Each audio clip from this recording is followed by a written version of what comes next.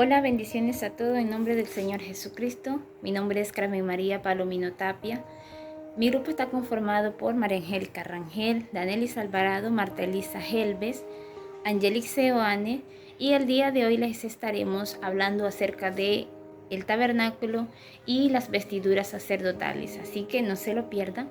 Vamos a aprender mucho más de qué significan cada uno de estos elementos, de los utensilios del tabernáculo, de las vestiduras y cada una de las piezas que en ellos se conformaban. Vamos a aprender qué representa para nosotros, cómo nos muestran a Jesucristo y de qué manera a nosotros nos benefician. Bendiciones. El tabernáculo. Además de ser el lugar de reunión que nosotros conocemos en la Biblia, el tabernáculo en sí es la revelación de Cristo.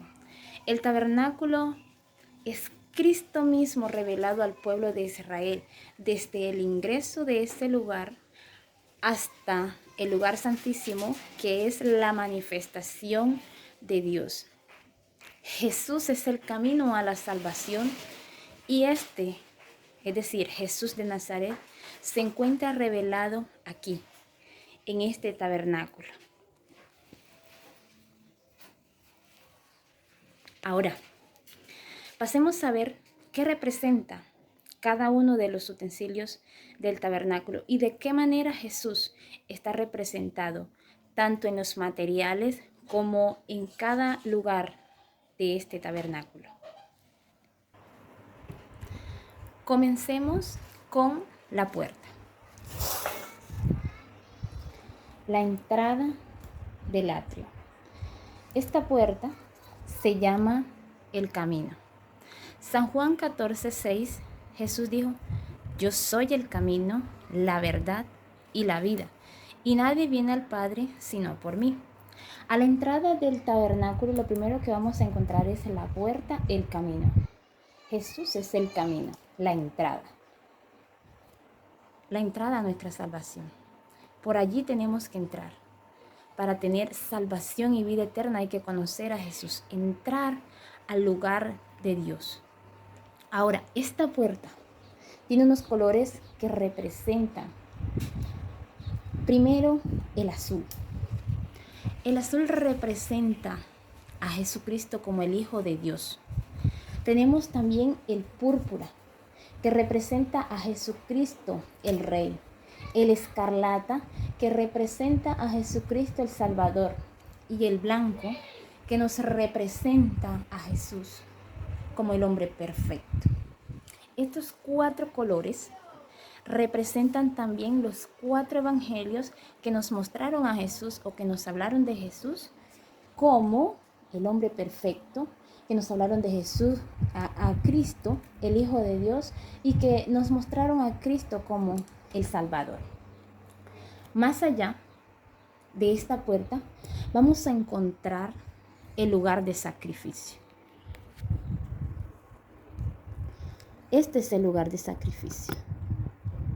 Este lugar representa a Jesús. ¿De qué manera? En su muerte. Porque en este lugar de sacrificio también se representa la cruz. En este lugar de sacrificio representa la sangre. Este lugar estaba conformado por unas medidas específicas que eran 5 codos. Esos 5 codos dan un cuadrado perfecto, que a su vez esos 4 lados representan los 4 puntos cardinales. Es decir, que en el sacrificio de Jesús en la cruz, no solamente nos estaba dando redención a nosotros, sino que era para toda la tierra. Encierra los 4 puntos cardinales de la tierra. Ahora, este lugar de sacrificio tiene el poder de la redención para todos en general. Este lugar de sacrificio es la propiciación, representa la sustitución. Ahora miremos, ¿sustitución de qué?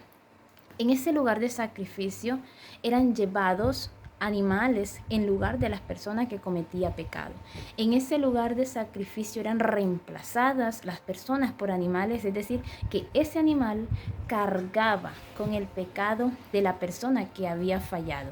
También este lugar de sacrificio representa la reconciliación que Jesús nos dio, y también representa el precio que Jesús pagó por cada uno de nosotros. Jesús pagó por nuestros pecados, pero también ese lugar de sacrificio representa que la sangre era derramada en tierra. La sangre llegaba hasta la tierra. Estos 4 cuernos que eran bañados de sangre representan el socorro.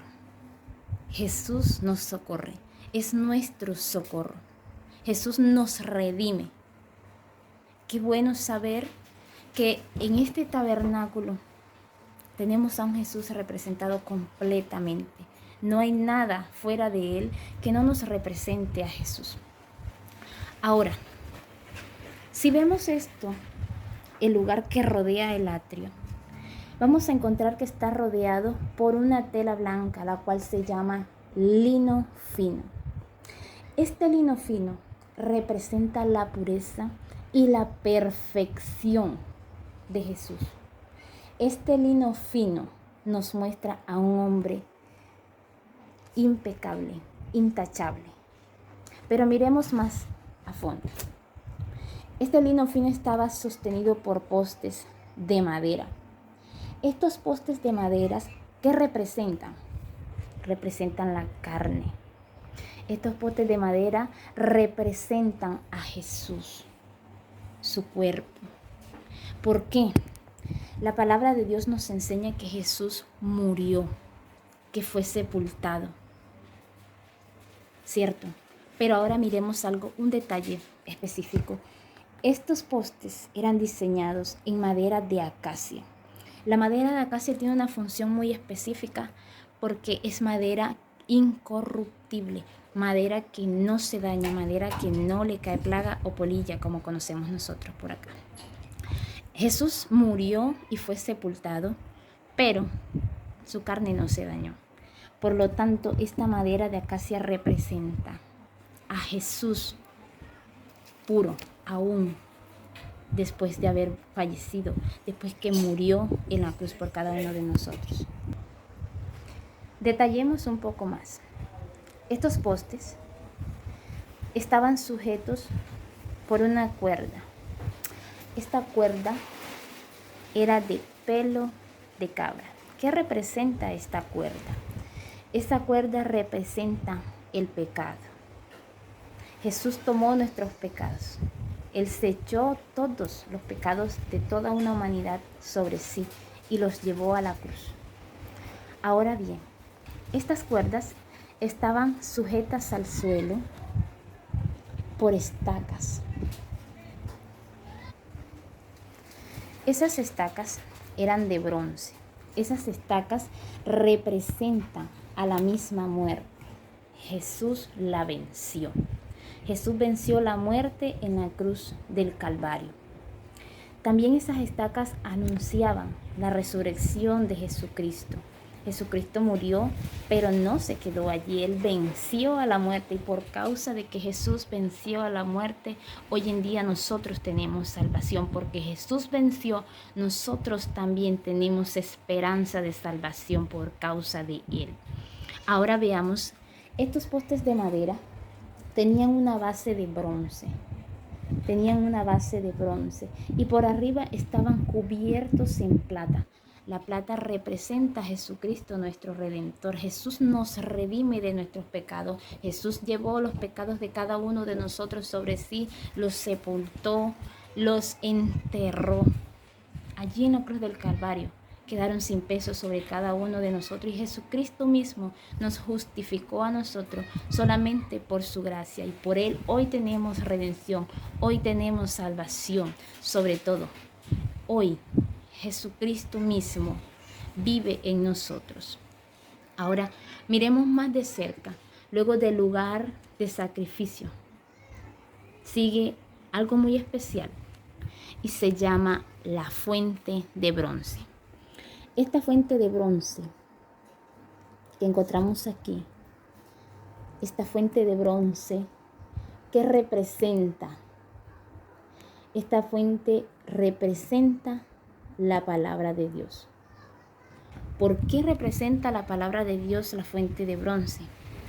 Aunque también se dice que representa el bautizo. Cuando nosotros conocemos a Jesús, nos entregamos, nos convertimos, nos bautizamos creyendo en que Jesús nos limpia de pecado.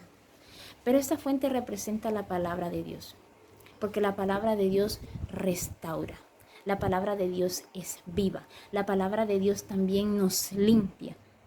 Esa fuente fue construida con los espejos de las mujeres judías. En un espejo, porque así como esa agua transparente cristalina, el cristiano se debe reflejar. Como en un espejo, dice la palabra de Dios. Como en un espejo, allí nosotros debemos mirar nuestra vida, porque eso nos muestra a nosotros cómo estamos delante de Dios. Nuestro reflejo debe ser brillante, nuestro reflejo debe verse claro. La palabra de Dios a nosotros nos enseña que Jesús dijo que el que está limpio no necesita más sino lavarse los pies, porque Pedro aún le dice: Señor, no me lavarás solamente los pies, sino que me lavarás todo. Nosotros no necesitamos más, solamente limpiar nuestro caminar, nuestro andar, porque ya Jesús lo hizo todo. Jesús cargó con nuestros pecados, cargó con nuestras culpas. Y ya nosotros no tenemos más nada sino que hacer, limpiarnos de nuestras obras, dejar nuestro pasado atrás. Nuestras manos y nuestros pies deben estar limpios para Dios, pero esa palabra es la que a nosotros nos va a enseñar cómo debemos estar delante de Dios, cómo actuar, porque es la palabra la que nos revela. Las cosas que están bien son aceptadas, pero también te revela cuando las cosas están mal, cuando sabemos que al leer esa palabra nos confronta y nos muestra que lo que estamos haciendo no tiene nada que ver con lo que Jesús pagó por nosotros en la cruz del Calvario, es decir, nos corrige también. Entonces, esa fuente debemos estar lavándonos cada día en ella. En la palabra de Dios hay que reflejarnos todos los días, revisarnos a través de la palabra de Dios en qué debemos limpiarnos, en qué todavía estamos sucios. Los sacerdotes llegaban a la fuente para lavar sus manos. Hoy en día nosotros tenemos también que llegar a esa fuente que limpia nuestra vida, nuestro andar, nuestro caminar. Lo cambia absolutamente todo. El santo, conocido como Makon Kadosh, medía 20 codos de largo, que contenía el candelabro de 7 brazos, el menorá, la mesa de los panes de la proporción y el altar donde se quemaban los perfumes e incienso. El lugar santísimo, conocido como Kodesh o Kodashim, era donde se preservaba la alianza, conocida como el Arca del Pacto o el Arca del Convenio, donde custodiaban las riquezas del Éxodo como las tablas de la ley, la vara de Aarón y el maná. Un velo precioso suspendido de 4 columnas de madera cubiertas de láminas de oro que separaba el lugar santo del lugar santísimo. El pan de la proporción. El pan de procesión se trataba de 12 hogazas puestas en el tabernáculo o 2 hileras de 6 sobre la mesa de oro del lugar santo, donde se hallaban constantemente delante del Señor. Eran renovadas cada sábado. Los sacerdotes comían en el lugar santo los panes sacados de la mesa. En honor a estas 2 hogazas se designan como las siguientes expresiones: pan perpetuo, pan de la proporción, colocación continua. Cada hogaza contenía 12 décimas, parte de una efa de flor de harina, de las que empleaban para los huéspedes de nota y la mesa del rey. Esta flor de harina figuraba en diversas ofrendas, como en Levítico 2:1, Levítico 5:11, entre otros. Y también las 2 panes representan a las 12 tribus de Israel, que lo podemos confiar en Levíticos 24:7. También llama como pan continuo o pan de la presencia. En Números 4:7, sobre la mesa de proporción extenderán un paño azul y pondrán sobre ella escudillas, las cucharas, las copas y los tazones para libar, y el pan continuo estará sobre ella. En Éxodo 39:36, pan de la proporción. En Éxodo 39:36, pan de la proporción. Y en Éxodo 39:36, pan de la presencia. La mesa de los panes simboliza el trono de Dios. A la derecha, el arcángel Miguel, Jehová Jesús y Padre o Jehová. En la mesa de los panes está la mesa acacia con sus medidas, la cornisa de oro, la moradura de los alrededores, que tiene 2 filas de panes, y este se encuentra en el norte. El menorá. El menorá viene como el símbolo de los espíritus divinos. El menorá en el hebreo, lámpara, es el candelabro o lámpara de aceite de 7 brazos, propio de la cultura hebrea, descrita en la Biblia en el libro de Éxodo. Se trata de uno de los objetos más importantes del judaísmo, más antiguo, y que se remonta a la época posterior a la salida de Egipto, cuando las 12 tribus al mando de Moisés acamparon en el monte Sinaí para recibir el Torá, junto al tabernáculo, el arca de la alianza, la primera menorá.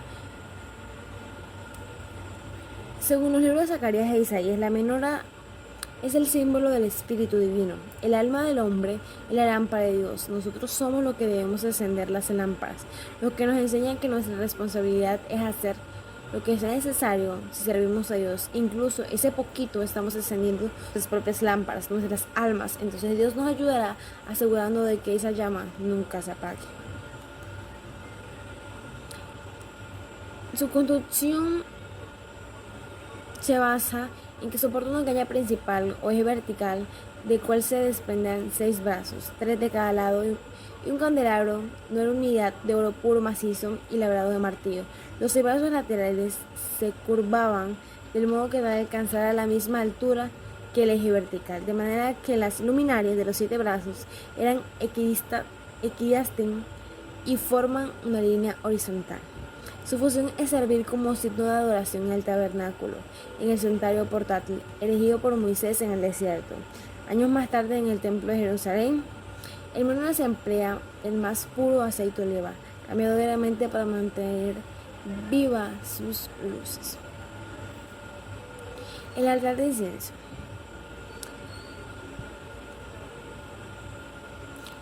Ahora mismo un altar para quemar el incienso de manera lo acacia lo harás, y lo cubrirás de oro puro, su cubierta, sus paredes alrededor y sus cuernos, y le harás alrededor una cornisa de oro. Le harás también 2 anillos de oro debajo de su cornisa, o sus 2 esquinas o ambos suyos, para meter las varas con que será llevado, y harás las varas de madera acacia y las cubrirás de oro. La primera cosa significante o lo importante acá es la madera acacia y el cubierto de oro. La madera acacia viene del desierto, de un árbol que florece mucho junto al agua. Es una madera resistente, perdurable. La palabra la traduce como incorruptible y simboliza la humanidad de Cristo, que resistió las tentaciones, el dolor de nuestro juicio, y quien no tuvo ni pecado ni engaño en su boca. El oro simboliza la divinidad, el cinto de oro en el pecho de Jesús, la ciudad de oro, la humanidad de Jesús cubierta de divinidad, Dios que se hizo hombre. El segundo punto es su altura, el doble de su longitud y el ancho. Esta altura nos enseña la oración que te acerca a Dios, te eleva para entender sus caminos y sus juicios. El altar de incienso. Sabemos que el altar de incienso era de oro. Su figura se basa en cuernos, que significa la figura del poder de la oración. Tenía 2 varas, 2 anillos, incenciario, que significa la oración. Los altares se construyeron según las instrucciones de Jehová y tenían un significado especial. El altar de incienso, como ocurre la mezcla bien preparada de un incienso cuando se quemaba a Jehová, que le gustaban las oraciones bien preparadas de sus siervos. Y el altar de ofrenda quemada, Jehová aceptaba los sacrificios que se hacen en el altar de la ofrenda quemada. Ese altar representaba que Dios estaba dispuesto a aceptar su sacrificio de su Hijo. Además, el altar está frente al santuario y nos recuerda que necesitamos tener fe en el sacrificio de Jesús. La fuente. La fuente se contaba entre el altar del sacrificio y la puerta del lugar santo. Los tres estaban en línea y probablemente la fuente estaba equidistante de los otros dos. Doctrinalmente está estrechamente vinculados, siendo tres figuras del acercamiento del hombre de Dios. El altar era para todos, pero la fuente era solo para los sacerdotes. Un detalle que tenían en común era que no contaba con techo. Todo lo que se hacía ante ellos estaba a la vista de Dios y de los hombres. El altar habla de poseer la salvación y la fuente de experimentar la santificación.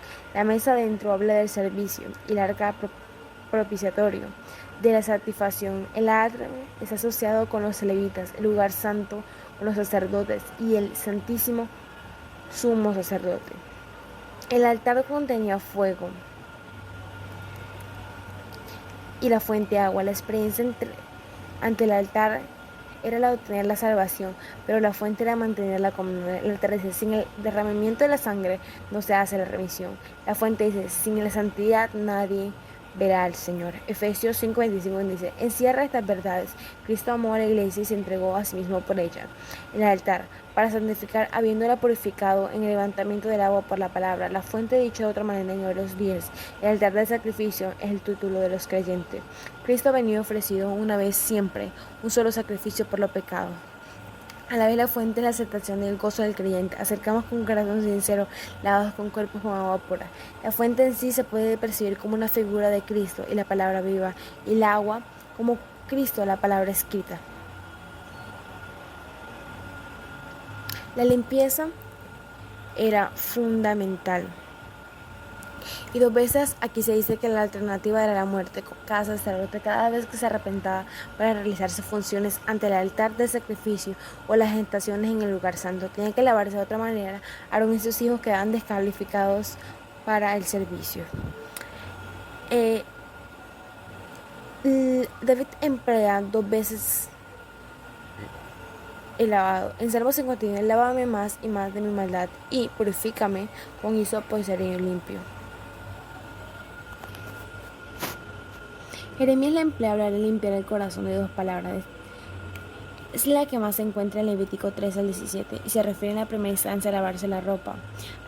Es bañarse o limpiar el cuerpo y está en encontrarnos en Éxodo 29, 34 y 40 en los primeros capítulos de Levítico. Lavaré en mi inocencia mis manos y andaré alrededor de tu altar, oh Jehová.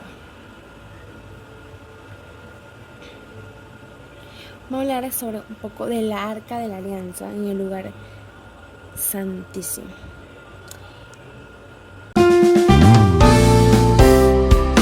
En el lugar santísimo se encuentra el arca de la alianza. Es un cofre de madera cubierto de oro, descrito relatos bíblicos según la tradición judía. Fue diseñado y creado mandato divino para guardar los 10 mandamientos. El arca fue creada siguiendo un modelo que Dios había dado a Moisés cuando los israelitas estaban en el monte de Sinaí. Más tarde se colocó en el templo de Jerusalén, que construido por Salomón. Según el relato bíblico analógico mito sindical Javed, Dios construyó a Moisés para construirlo junto al tabernáculo, dado que era el objeto sagrado más importante del campamento de Israel. El cofre en sí mismo medía 2.5 codos de largo, 1.5 de ancho, 1.5 de alto, 111 centímetros por 66 centímetros por 66 y estaba hecho de madera de acacia y revestido de oro puro dentro y por fuera.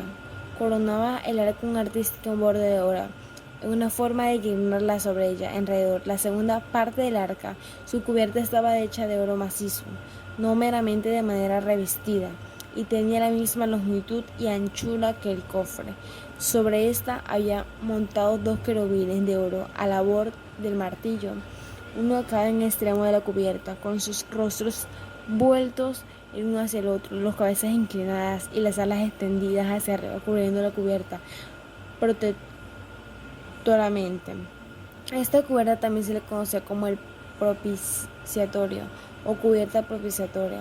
Para transportar el arca se suministraban largos varales, hechos también de manera que revestida de oro o insertados a través de 2 pares de anillos de oro a ambos lados de colza.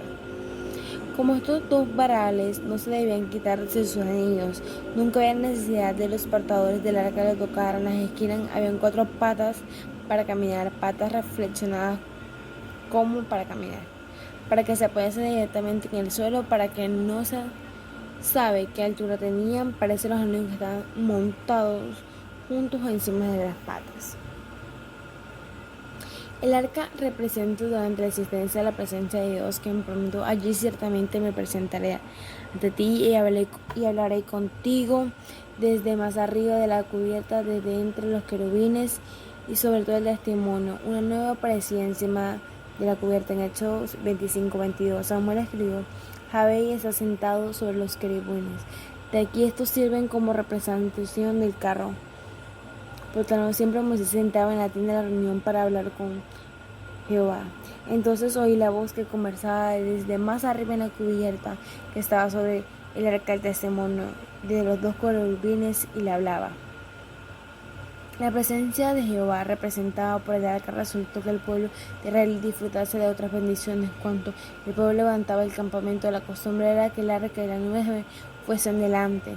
Hacia el tiempo de cruzar el Jordán, Jehová detuvo el caudal del río. Los sacerdotes que llevaban el arca, que las aguas de las rodillas, de ese modo permitieron cruzar el cauce seco.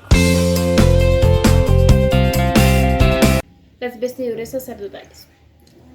Dice Éxodo capítulo 28, 1 y 2. Harás llegar delante de ti a Aarón tu hermano y a sus hijos consigo, de entre los hijos de Israel, para que sean mis sacerdotes, a Aarón y a Nabat, Abu, Eleazar y a Itamar, hijos de Aarón. Y harás vestiduras sagradas a Aarón tu hermano para honra y hermosura. No cualquiera podía optar para ser sacerdote en el tabernáculo.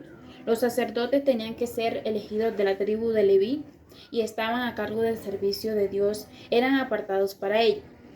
Aarón fue elegido como el primer sumo sacerdote y sus hijos fueron llamados sacerdotes. Esto lo podemos encontrar en Éxodo 30:30. Las vestiduras de Aarón estaban escritas en el libro de Éxodo 28, 5 al 39, y las de sus hijos en Éxodo 28, 40 al 43. Las vestiduras sagradas. Estas vestiduras eran para el uso exclusivo en el tabernáculo. Esto lo podemos encontrar en Éxodo capítulo 28, 4. Número 1. El efod. Es una especie de prenda exterior o delantal bordado en oro, púrpura, carmesí y escarlata. Además del delante, el efod estaba conformado de otras piezas. Un cinturón que lo sujetaba a los hombros, sobre los cuales debían colocarse 12 piedras con una grabación especial. Esto lo podemos encontrar en Éxodo 28, capítulo 28, del 9 al 12. Estas 2 piedras de ónice debían grabarse los nombres de las 12 tribus de Israel, conforme al nacimiento de ellos,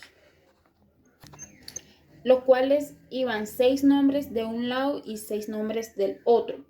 De esta manera, Aarón, al entrar en la presencia de Dios, llevaría hasta su presencia a todo el pueblo de Israel.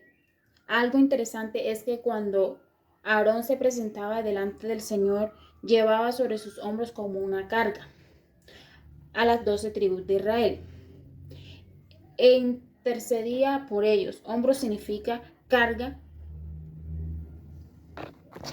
lo cual era la carga de ellos o la carga de sus hermanos. De igual modo, Cristo llevó sobre sus hombros nuestras cargas y ahora intercede por nosotros delante del Padre.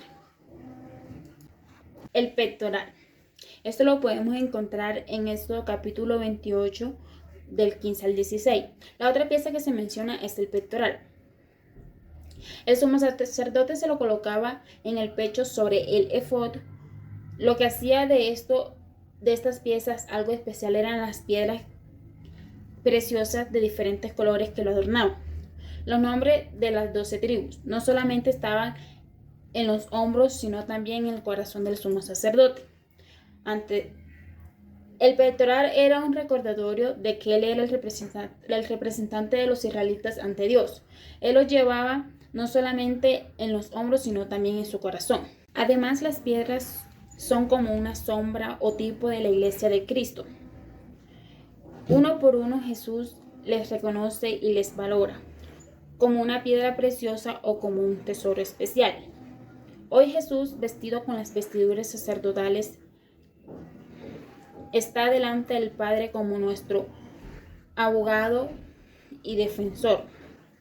Dentro del pectoral, el sacerdote tenía una bolsita donde guardaba 2 piedras sueltas, cuando debía tomar una decisión para la cual necesitaba una revelación. El sacerdote la sacaba y el Señor le hablaba a través de las luces que las iluminaban. Urim y Tumim significan luces y perfección, lo cual era el nombre de estas 2 piedras sueltas. Dentro de las vestiduras sagradas también se encuentra la túnica, el manto y la mitra.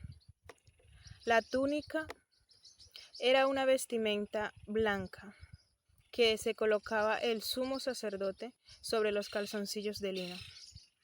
Ella representa la perfección del carácter y la santidad de Cristo. El manto. Debajo del efod, el sumo sacerdote debía usar un manto de color azul que debía ser tejido sin costura. Este manto era el símbolo de la perfección, del carácter del manto de justicia que debía llevar los que tenían fe en Jesús. Como era tejido de una pieza, es símbolo de la túnica sin costura que llevó Jesús. Este manto debía llevar un borde especial decorado con granadas y campanillas de oro. Cuando el sacerdote se ocupaba en su trabajo en el santuario, se podía sentir por el tintineo de ellas. De igual manera, solo el sumo sacerdote podía entrar en el lugar santísimo una vez al año, en el día de expiación. Las campanillas daban testimonio de que él estaba vivo al moverse. Si sonaban las campanillas, había vida, y si no sonaban, había muerte. Las campanillas significaban la manifestación del Espíritu Santo, y dentro de cada campanilla había una granada pequeña, que representaba el fruto del Espíritu Santo. La mitra. La mitra es un turbante especial que debía usar el sumo sacerdote sobre su cabeza. Era de lino fino y significaba acción justa de los santos. Esta debía ir envuelta alrededor de la cabeza y en la parte delantera debía colocarse una lámina de oro especial con la descripción Santidad YHVH. Esta figura representa devoción, sumisión, entrega y santidad a Dios. Esta inscripción debía estar siempre sobre la frente del sumo sacerdote, para recordarle su solemne responsabilidad como representante del pueblo.